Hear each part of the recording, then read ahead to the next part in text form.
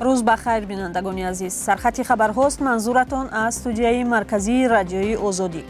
در چند دقیقه که در اختیار داریم از آن خواهیم گفت که نیروهای تاجیکستان 2 عضو گروه تروریستی را کشتند. ارد ارزان‌تر شد ولی نرخ گوشت و تخم در یک هفته اخیر در بازارهای کشور بالا رفت. یک تاجیک زاده قزاقستان معاون قاسم جمعت توقیف شد و در تاجیکستان برای نجات جان یک کودک بیمار که به داروی گران ارزش نیاز دارد معرکه خیریوی راه اندازی شده است. نیروهای تاجیکستان 2 عضو به گفته آنها سازمان بین المللی تروریستی را در سرحد با افغانستان کشتند، اما از کسی یا گروه نام نگرفتند. حادثه از صبح 26 اپریل در حدود ناحیه ونج روی داده است. کمیته دولتی امنیت ملی تاجیکستان در اعلامیه روز چهارشنبه گفت آنها با مقصد انجام عملی تروریستی مرز را گذشتند. در نتیجه عملیات ضد تروریستی مقامات حفظ حقوق جمهوری تروریستان نابود کرده شدند. در جای حادثه 2 автомат کلاشنیکوف، 2 تپانچه استحصال خارجی، 8 نارنجک دستی، 12 تیردون با تیر، 19 بسته ماده ترکنده، 2 واسطه مخصوص علاقه و 2 تلفن موبیلی دریافت و مصادره گردید آمده است در اعلامیه. این اظهارات رسمی است. کمیته دولتی امنیت ملی در حالی از پیشگیری عملیات تروریستی خبر داد که طی چند روز اخیر نام این نهاد در پیوند به نوار لطوکوب اسکران مرزبان در سرخط رسانه‌ها جای گرفت. بیشتر سازمان پیمان امنیتی دست جمعی از نیرو گرفتن گروه‌های تروریستی در افغانستان و خطر در آمدن آنها به کشورهای عضو سازمان اظهار نگرانی کرده بود. سازمان ملل متحد هم میگوید در افغانستان داعش، القاعده، حرکت اسلامی ازبکستان و بسیاری از گروه‌های تندگرا فعالند. ضمناً در نتیجه یک حمله زمینی طالبان افغانستان فرمانده گروه دهشت‌افکن دولت اسلامی که سرپرستی بمبگذاری ماه اوگوست سال 2021 در فرودگاه کابل را بر دوش داشت به قتل رسیده است. بر اثر این حمله مرگ طلبانه هنگام برونشوی نیروهای خارجی از افغانستان 170 فرد ملکی و 13 سرباز آمریکایی هلاک شده بودند. منصبداران آمریکایی روز 25 اپریل ابراز داشتند که ظاهراً نه آمریکایی‌ها و نه طالبان خبر نداشتند که سرپرست بمبگذاری کشته شده است. یکی از مقامداران میگویند این شخص ابتدای ماه اپریل در جنگ‌های سربازان طالبان با سلاح به دستان شاخه محلی گروه دولت اسلامی در جنوب افغانستان کشته شده است.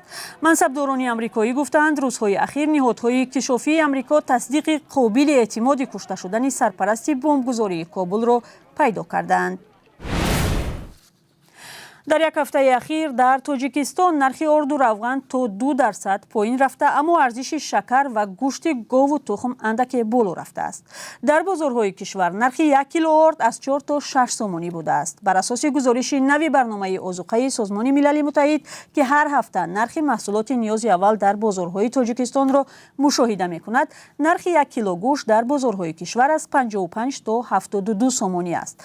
بنا به همین گزارش نرخ تخم در یک هفته اخیر به حساب میانه 2%، اما در قیاس با سال گذشته بیش از 50% بالا رفته است. حالا 10 دانه تخم در فروشگاه‌های شهر و مناطق تاجیکستان به نرخ از 14 تا 20 سومانی فروخته می شود. سبب بالاروی نرخ‌ها گفته نشده است، اما ساکنان زیاد بالاروی نرخ‌ها در هفته‌های اخیر را به عید رمضان ربط داده میگویند پیوسته در راستای عید و جشن‌ها محصولات قیمت می شود. در ضمن دبیر کل سازمان ملل در نامه از پرزیدنت روسیه ولادیمیر پوتین خواست که از راه پیشرفت، بهبود، تمدید و توسعه برای اجرای بعدی سازشنامه صادرات گندم گام بردارد تا ارسال گندم اوکراین از راههای بحر سیاه ادامه یابد.